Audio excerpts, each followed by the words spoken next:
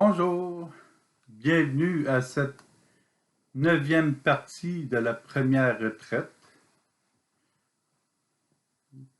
Donc, nous sommes vendredi matin et comme vous voyez, l'Esprit Saint a décidé de passer par chez moi. Mes cheveux sont rendus plus courts, le feu de l'Esprit a fait son travail. Bon, ça a l'air que ça va repousser, alors je fais confiance aux personnes qui m'ont dit ça. J'espère que vous avez passé une bonne semaine. Une retraite nous permet justement de ralentir un peu, de permettre de réfléchir nos pensées, permettre à Dieu de passer plus librement si on est capable de, de lui permettre plus de place dans notre vie. Alors c'est très intéressant. Pour moi, c'est une première. Puis je pense que j'aime j'aime ça. Je trouve ça intéressant. Et moi-même, j'ai appris des nouvelles choses pendant la retraite. Alors, j'ai souvent participé, été présent à des retraites et je trouvais que c'est comme quand on lit les Écritures, il y a toujours quelque chose de nouveau qui ressort. Alors, je ne m'attendais pas à ça pendant que le Seigneur me permette de partager cette retraite. Alors, euh, merci d'être là encore ce matin. Alors, ce qu'on va faire, ça va être un survol sur les différents points majeurs qu'il y a eu pendant cette semaine. Et je vais bien librement. Euh, c'est sûr que je n'ai pas toutes les réponses, euh, mais j'espère que ça a pu quand même alimenter euh, un cheminement de foi et un cheminement dans le cœur de Dieu. Alors, pour débuter, on avait pensé à Samuel. On avait choisi un texte dans le livre de Samuel qui représente ce jeune. On ne sait pas exactement quel âge, peut-être 7 à 10 ans ou plus ou moins, dont sa mère, elle a une grande foi. Et sa mère trouve un moyen de transférer la foi, de transverser, si on parle de l'eau qui passe d'un vase à l'autre, vase communicant, transverser sa foi à son fils. Et elle utilise le moyen de simplement l'amener au temple. Alors, c'est comme des parents qui amènent leurs enfants à l'église. Et on ne s'en rend pas compte, mais le fait qu'un parent amène un enfant à l'église, c'est énorme pour l'enfant. L'enfant va s'en souvenir. Et le parent lui rend service à ce moment-là. Euh, L'enfant peut jouer, l'enfant peut euh, aller faire des sports, il peut continuer à étudier, mais la foi, ça se transporte partout. C'est pas comme la foi et le reste. C'est vraiment la foi est inclusive à tout ce qu'on réalise, à tout ce qui se fait dans notre vie.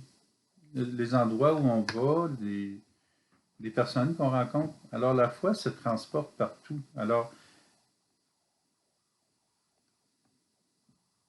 qu'on, amener un enfant à l'église, c'est ce qu'il y a de plus simple à réaliser.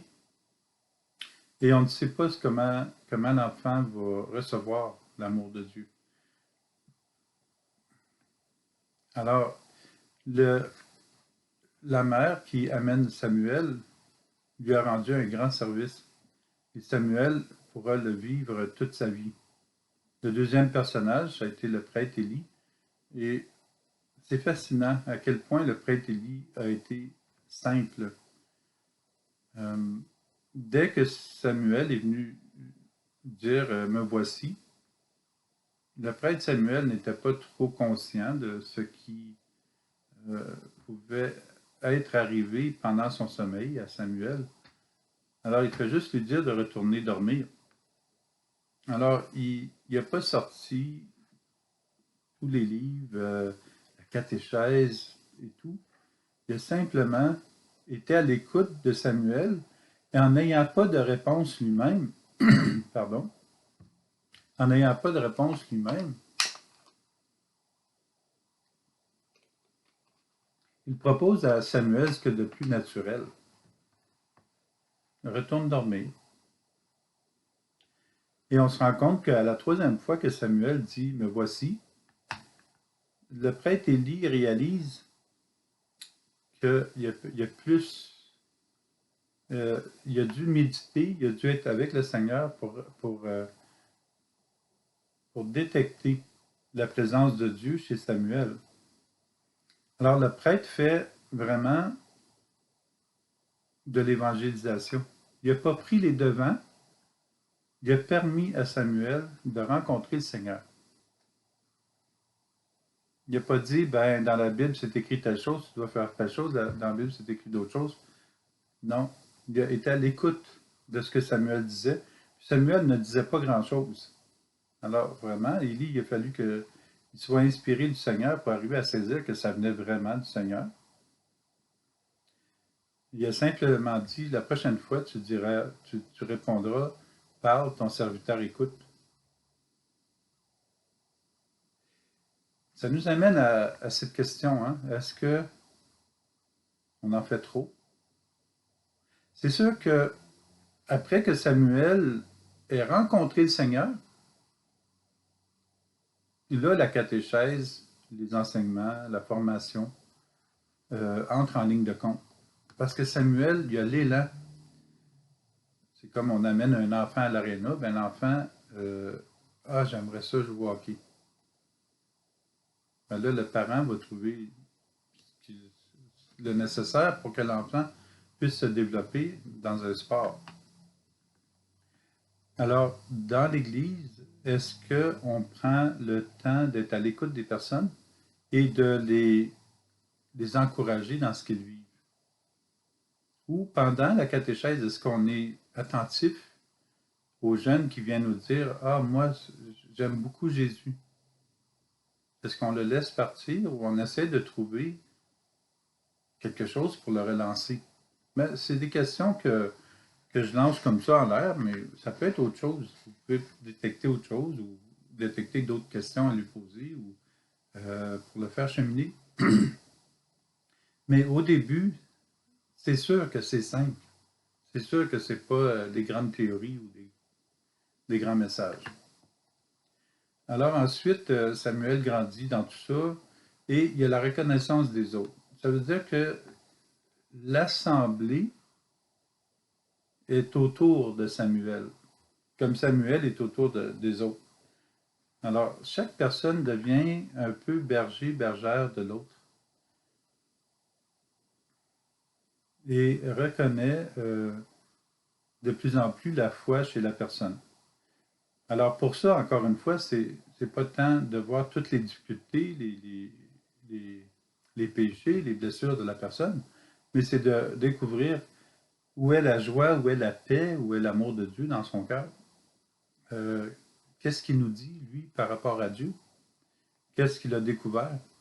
Et en le faisant parler, on lui fait faire une étape de plus. Il marche, il avance. Alors c'est intéressant de peut-être voir est-ce que on est dans un temps où on donne euh, les cours, les enseignements comme ça, ou est-ce qu'on est quand même en train de développer une écoute par rapport à tous les jeunes qu'on rencontre quand ils viennent pour les préparations sacrements, par exemple. Alors oui, les préparations continuent, l'enseignement, la formation, mais c'est de développer peut-être cette oreille de l'écoute de l'intérieur de la personne. Alors, c'est des idées comme ça. Et nous allons entrer maintenant plus à fond avec les moyens, certains moyens qui sont suggérés ici pour nous libérer davantage et devenir peut-être plus simple puis plus attentif à la parole de Dieu et dans notre cœur. Alors, il a été question du passé, le passé qui est beaucoup plus présent qu'on le pense. Nous avons une tendance à y revenir constamment et ça devient tellement habituel, non pas naturel, mais habituel, d'y revenir qu'on ne se rend pas compte qu'on se piège dans une roue qui tourne sans fin. Dès qu'on a une difficulté du passé qui nous revient, si elle nous revient plus que 2 fois, ça veut dire qu'on est dedans. On est en train de tourner en rond dedans. L'idée de la fourchette, c'est que nous tournons en rond 3 fois, 4 fois dedans pendant la journée, ou les bâtons chinois. On revient constamment à la même chose. Bon, pour la fourchette, c'est correct parce que c'est un outil qui nous permet de nous nourrir, qui nous aide. Mais pour ce qui est du passé et des événements qui nous ont blessés, qui nous ont bloqués, que ce soit par d'autres ou par nous-mêmes, mais là, ça tourne en rond et ça nous piège. On devient enchaîné. Passons à un chien qui a une grande corde, puis il commence à tourner en rond avec sa corde. On a déjà vu ça. Ben après ça, il ne s'en sort plus. Il ne sait plus de quel côté tourner pour s'en sortir. Alors, ça nous prend le Seigneur pour nous aider à faire le nettoyage intérieur. Le passé est donc à nos trousses. C'est pas qu'il nous court après, mais c'est qu'en le remémorisant, en le remettant dans notre mémoire, nous faisons qu'il est toujours présent. Et c'est comme l'ombrage. L'ombrage est au passé. Mais si je suis en train de marcher dans la lumière et je regarde toujours l'ombrage, je verrai beaucoup de choses que je ne verrai pas. Je vais être concentré sur l'ombrage qui est au passé. La lumière me frappe et l'ombrage est au passé de la lumière qui m'a frappé. Alors, si je passe mon temps à regarder les ombrages, je perds beaucoup de temps et je ne pense pas à ce qui est autour, tout ce qui est lumineux autour. C'est un peu comme ça qu'on se piège dans le passé. L'idée d'en porter trop sur nos épaules, on a pris les difficultés d'une personne, les difficultés d'une autre, les difficultés d'une autre, puis là, on porte ça sur nos épaules, puis ça, c'est épuisant aussi. Parce que c'est pas comme si on est en train de régler les situations des gens. Alors, on a besoin de remettre constamment au Seigneur. Et même les pires difficultés qu'on voit chez les gens, ou même les pires blessures qu'ils nous ont faites. Parce qu'en nous en le remettant au Seigneur, on se dégage nous-mêmes et on permet à la personne de se dégager aussi, même si la personne ne s'en rend pas compte. Parce qu'à ce moment-ci, on demande au Seigneur, merci Seigneur de m'aimer, merci de passer de mon cœur à son cœur, merci de guérir tout ce que tu veux en moi et en lui. Alors, on sait, les souvenirs du passé sont soit bons, soit mauvais. Et des fois, ça peut sembler mauvais, mais c'est bon. Il y a peut-être quelque chose qui n'était pas bien, mais qui m'a aidé. C'est pas ce qui n'est pas bien qui m'a aidé, mais le fait de réfléchir, ça m'a aidé à ne plus faire la même erreur. Bon, quelque chose peut être bon, mais quelque chose de bon n'est peut-être pas bon. Quand on dit, par exemple, il n'y a pas de mal à se faire du bien, ben, le mal et le bien, ça ne va pas ensemble. Il y a du mal à se faire du mal, il y a du bien à se faire du bien. Et dès qu'on se dit il n'y a pas de mal à se faire du bien, on est en train de jouer un jeu, mais on se piège dans ça. On entre dans une illusion qu'il n'y a plus rien de réel. C'est aussi un mensonge parce que le bien et le mal ne peuvent jamais communiquer ensemble. C'est soit bien, c'est soit mal. C'est soit la lumière, c'est soit la ténèbre, l'obscurité.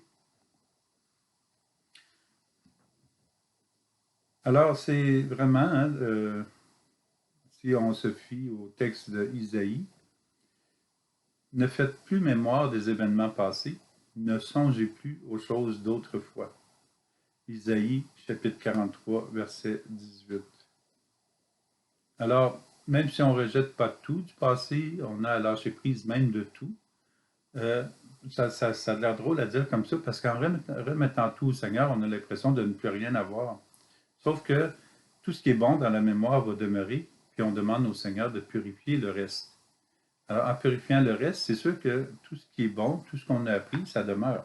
C'est pas comme si on fait une coupure avec ce qu'on a appris. Alors, ça fait, ce dégagement-là, même si ça prend un peu d'énergie, c'est quelque chose qui va nous en donner beaucoup plus d'énergie dans le futur. Et les idées claires, avec les idées claires, c'est plus facile de faire nos tâches, d'être présent aux gens, d'être présent à soi-même. Alors, il est très important de nous dégager de tout. Alors, remettre au mal le Seigneur qu'on a fait, remettre au Seigneur le mal qu'on a fait et remettre au Seigneur le mal qu'on a vu chez les autres. Ça nous libère aussi. Parce que si on pense au mal qu'une personne a fait, on est lié à ce mal de cette personne. Et ça nous fait mal.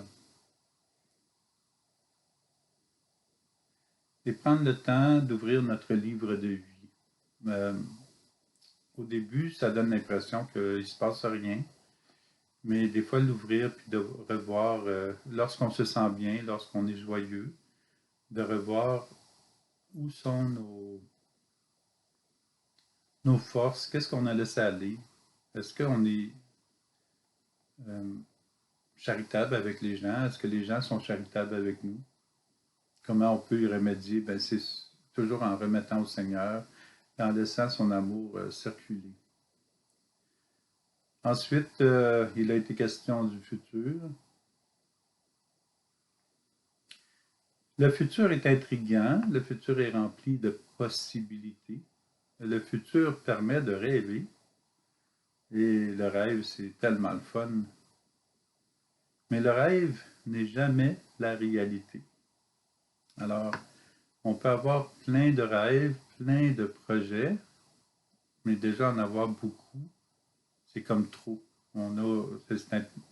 C'est peut-être important de commencer à voir lequel est réalisable et de faire des petits pas.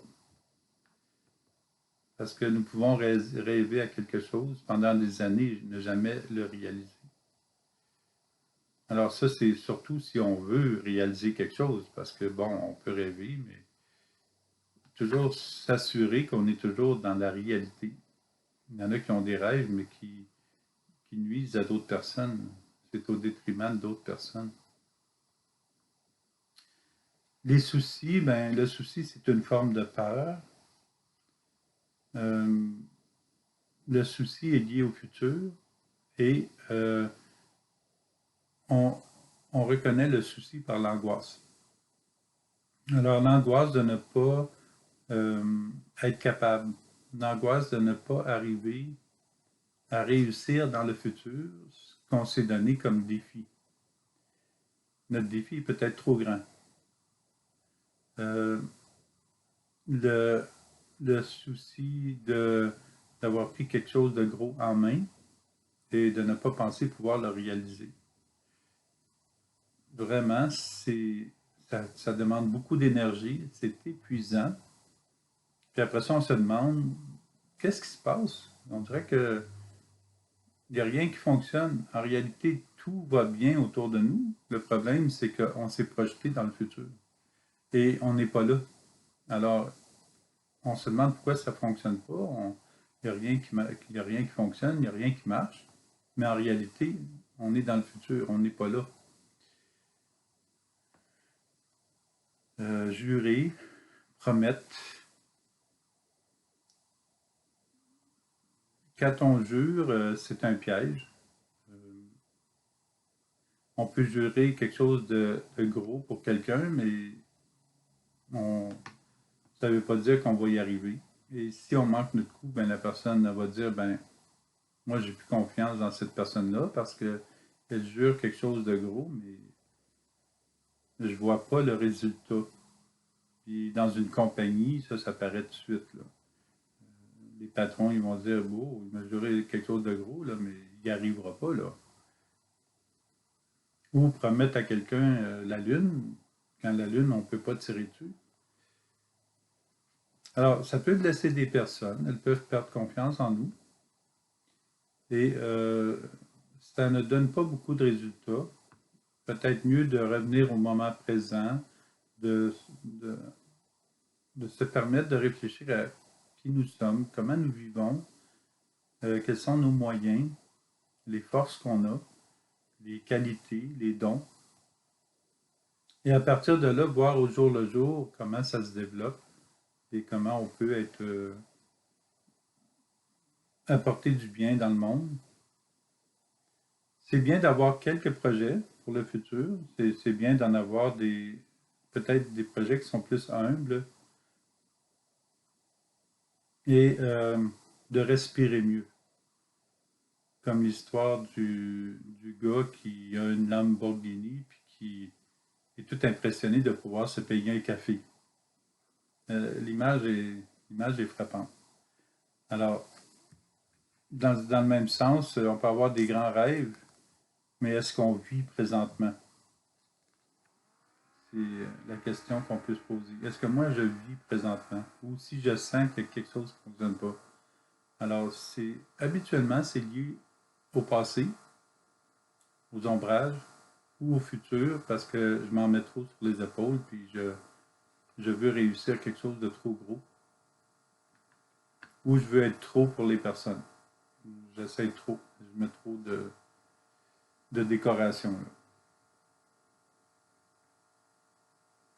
Alors, bien analyser nos possibilités, bien préparer le futur est un avantage pour chaque personne.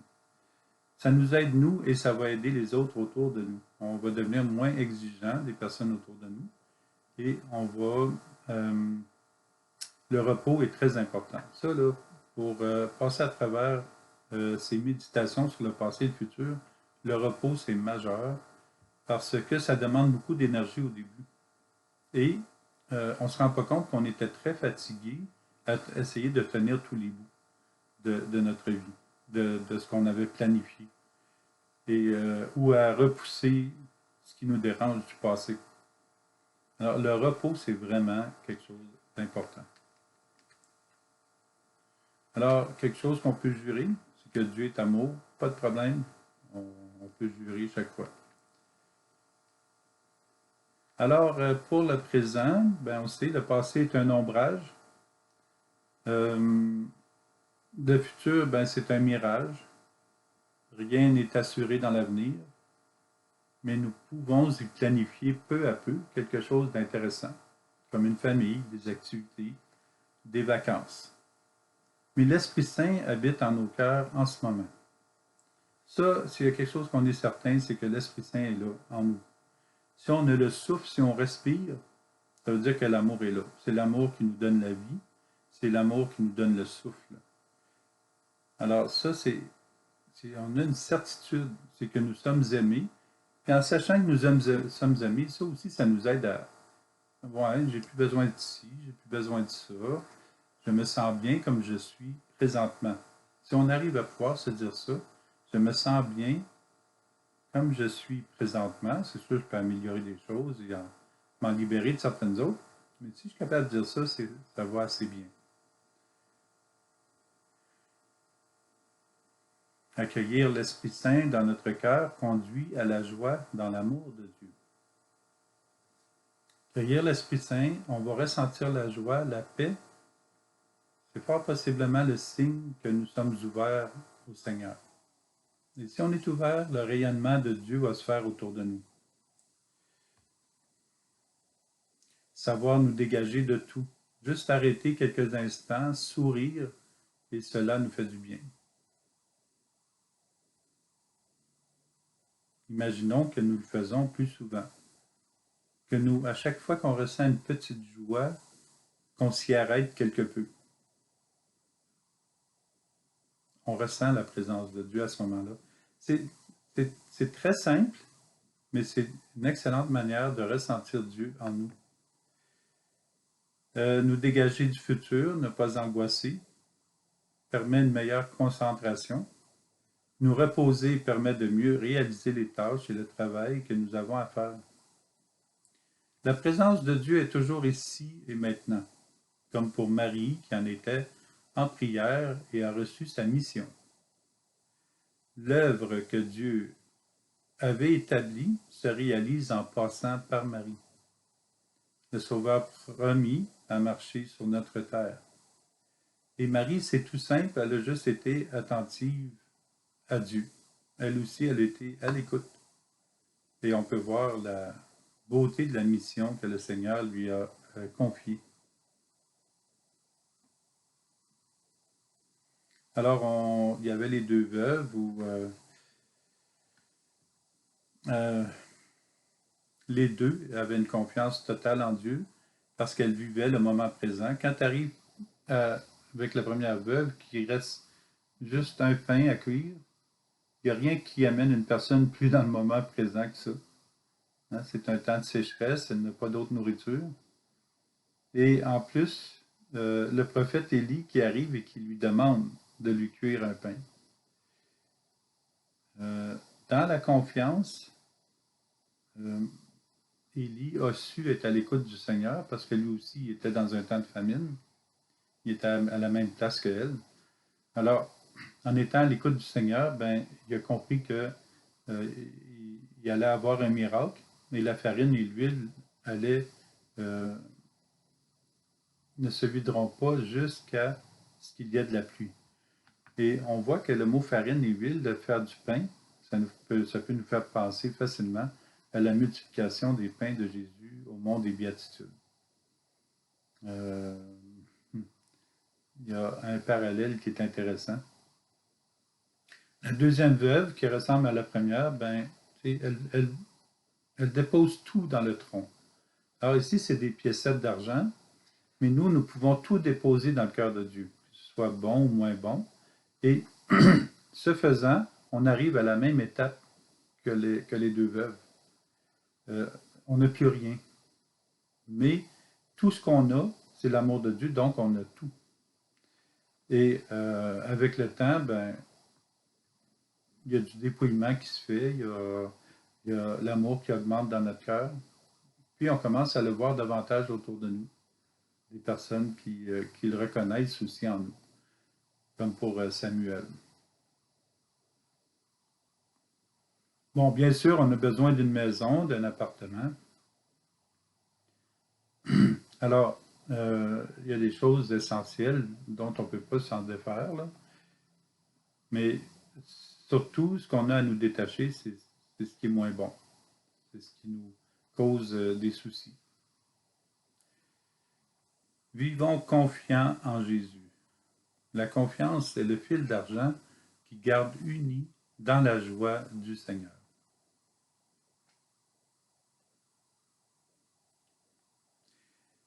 Éviter le mal, c'est permettre à Dieu de nous aimer et d'aimer le prochain.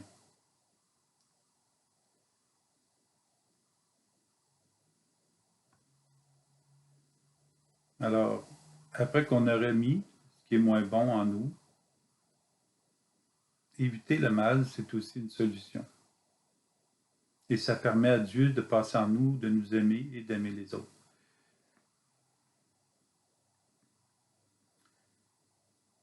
Ensuite, ça c'est mercredi. Si nous nous éloignons de Dieu, nous sommes en train de fermer les volets des fenêtres. Et au lieu d'avoir la lumière du jour, nous entrevoyons quelques rayons qui cherchent à nous rejoindre.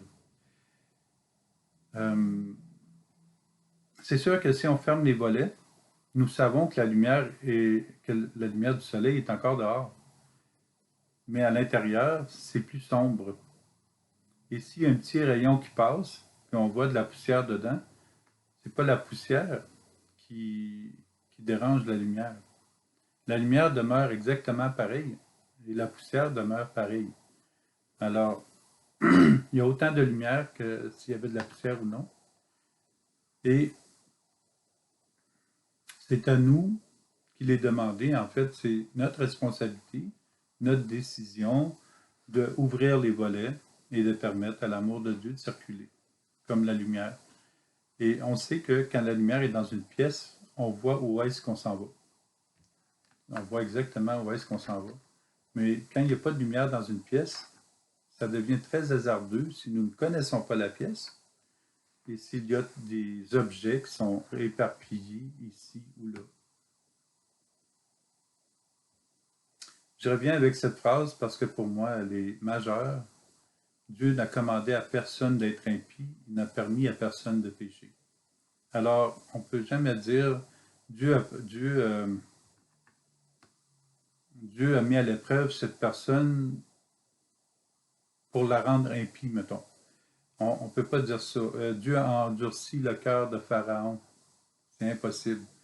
Si Dieu n'a commandé à personne de s'endurcir le cœur, Dieu ne peut pas endurcir le cœur de quelqu'un. C'est la personne en s'éloignant de l'amour de Dieu ou en se bloquant qui se donne l'occasion de devenir impie. Alors, Dieu ne fera jamais ça. Et la deuxième partie, il n'a permis à personne de pécher. Fait que des fois, on va dire, ben, Dieu a permis ça pour un plus grand bien, un mal pour un plus grand bien. C'est impossible. Impossible. Le mal et le bien ne vont pas ensemble. Le mal, c'est nous qui nous le causons en nous éloignant de l'amour. Alors, c'est là qu'on se cause le plus grand tort. Alors, quelques questions se posent. Voulons-nous suivre Jésus? Voulons-nous vivre de sa vérité dans la réalité?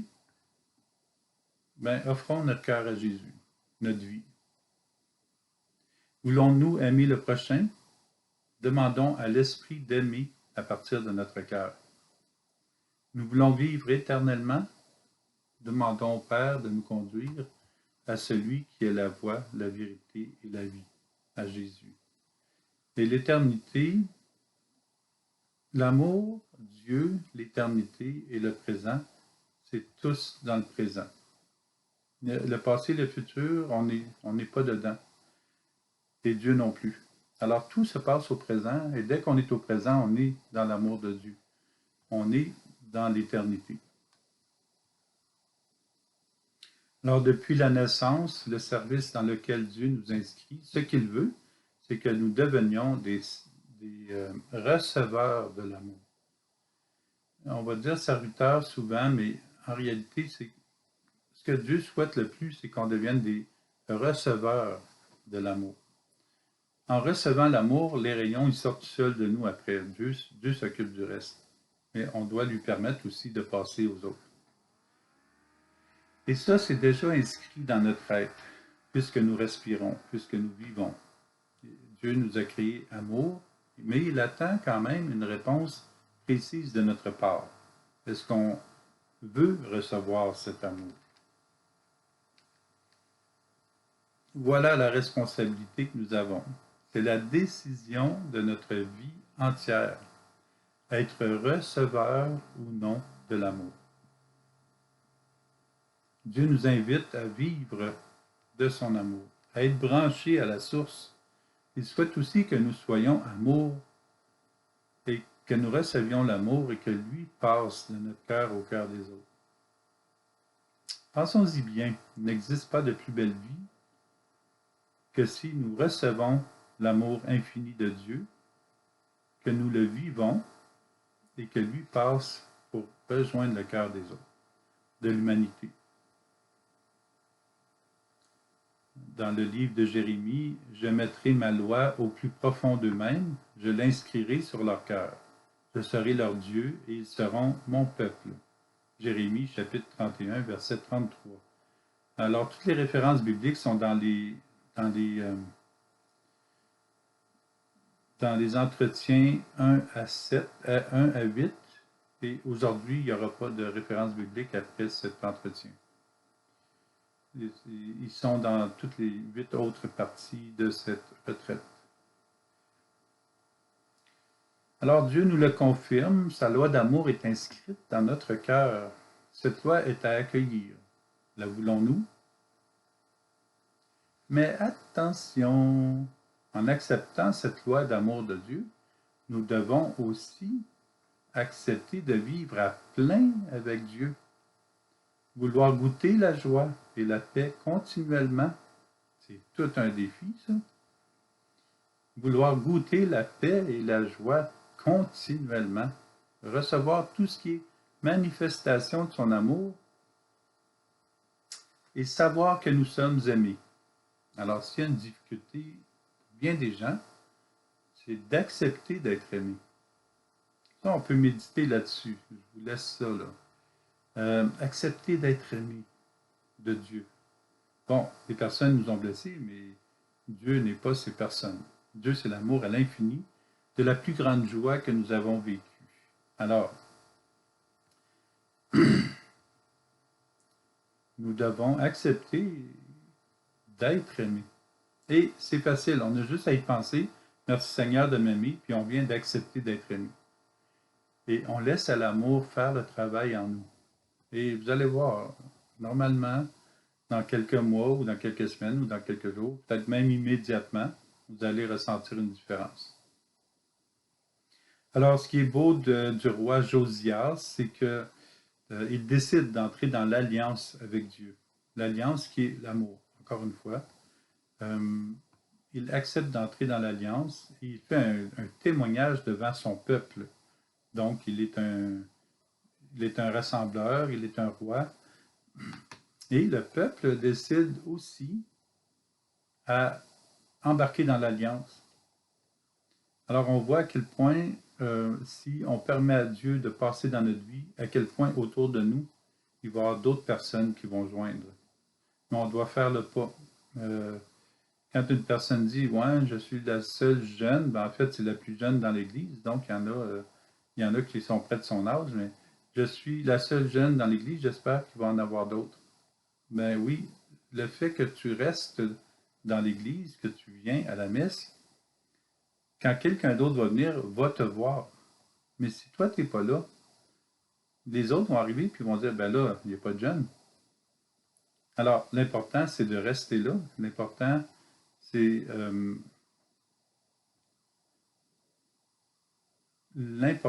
de continuer à recevoir l'amour de Dieu et à rester à la messe.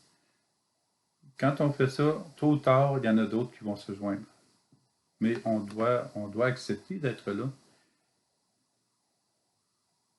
Alors que le Seigneur nous libère de ce qui nous garde captifs à un règne éphémère et qui nous empêche de cheminer avec lui. Que Jésus transforme notre cœur, c'est-à-dire que nous puissions voir ce que Jésus transforme dans notre cœur avec son amour, afin que nos cœurs se rencontrent, le cœur de Jésus et le nôtre, et que la paix s'installe, notre cœur dans le sien. Devenons des pèlerins d'amour, joyeux, avec les pieds bien posés sur le sol, le cœur à la bonne place. Ayons la tête remplie du message de vie de la Trinité pour notre salut et pour le salut du monde. La gloire de Dieu, Dieu l'a déjà. L'Église est fondée sur Jésus. L'Église, c'est Jésus. Il nous enseigne ce que Dieu veut pour nous. Jésus est le capitaine, le seul maître à bord. Personne ne devrait transformer l'Église en quelque chose qui changerait la nature même de Dieu, ou la nature même de l'Église qui est Jésus. Et personne ne devrait essayer de changer la nature de l'être humain, créé par la Trinité.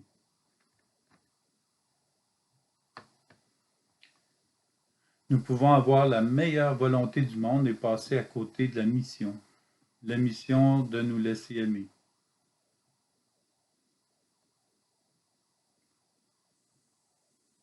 Soyons conscients des élans que nous avons et devenons davantage conscients de la présence de Dieu dans notre cœur et dans le cœur des personnes, afin de leur dévoiler la beauté de Dieu en elles. De méditer un certain temps, peut-être pendant un mois, quelles sont les beautés de Dieu dans les personnes. Tiens, ça serait intéressant comme réponse, si vous pouvez placer ces réponses que vous avez trouvées en dessous de cet entretien de ce matin. Quelle est la beauté que j'ai découverte dans le cœur des personnes autour de moi? quelles étaient leurs qualités, les dons de Dieu qu'on voit en elles, en ces personnes-là. Alors pour cela, nous sommes invités à être à l'écoute des personnes autour de nous afin qu'elles nous dévoilent ce que Dieu a déjà placé dans leur cœur. Jésus ne demande pas mieux que d'avoir des personnes qui vont annoncer la bonne nouvelle. Et la bonne nouvelle commence par l'Évangile.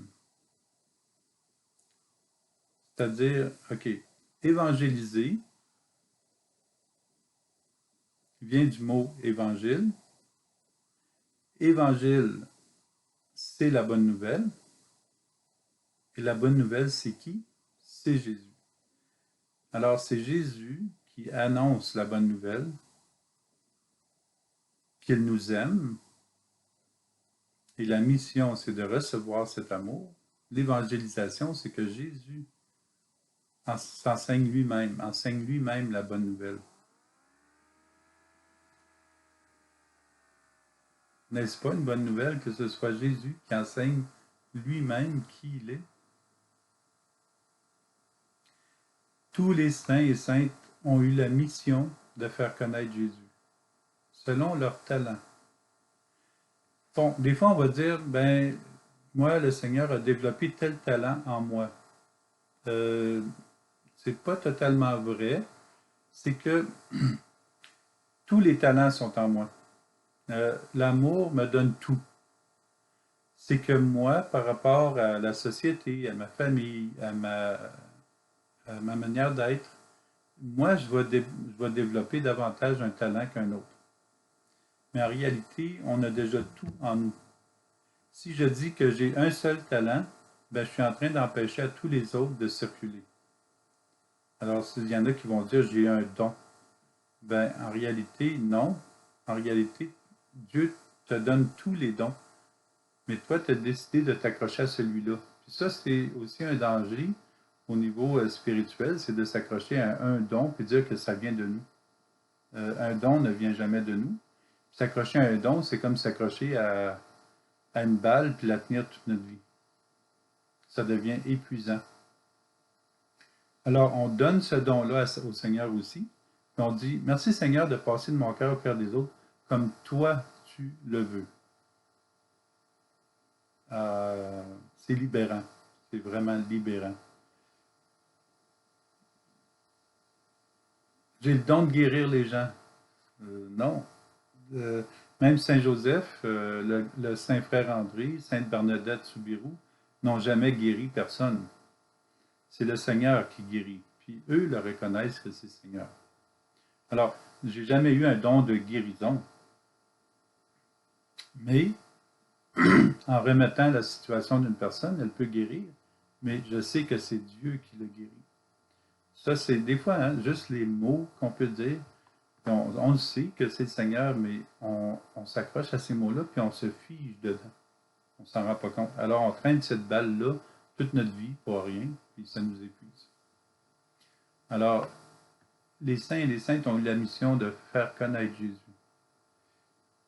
Et plaçons notre confiance en Jésus et l'Esprit Saint. Cela nous permettra de dire ce qui est nécessaire au bon moment. Et on le remarque, comme pour Samuel, il n'y avait pas grand-chose à dire. Et c'est une des plus belles vocations qu'il y a dans la Bible, Samuel. C'est dans les plus belles. Plus nous ferons connaître Jésus, c'est-à-dire de dire aux gens qu'ils sont aimés de Dieu, plus nous découvrirons son sacré cœur rempli d'amour en nous et en les autres. Alors c'est ce que je nous souhaite, de continuer à méditer sur l'amour de Dieu. Parce qu'habituellement, l'amour, on met toutes sortes de choses. C'est un peu étrange ce qu'on peut dire par rapport à l'amour, quand on y pense vraiment. Là. Mais continuez à juste penser, merci Seigneur de m'aimer, merci de passer de mon cœur au cœur des autres. Juste méditer là-dessus. Et bon, il s'est passé des belles choses autour, des personnes qui ont commencé à le faire. Et moi aussi. J'ai vu des merveilles du Seigneur dans les cœurs et dans le mien. Et que Dieu Tout-Puissant vous bénisse le Père, le Fils et le Saint-Esprit. Amen. Demeurons dans la paix, la joie, l'amour de Dieu. Au revoir, à la prochaine retraite qui devrait sortir, bon, je verrai, peut-être avant un mois.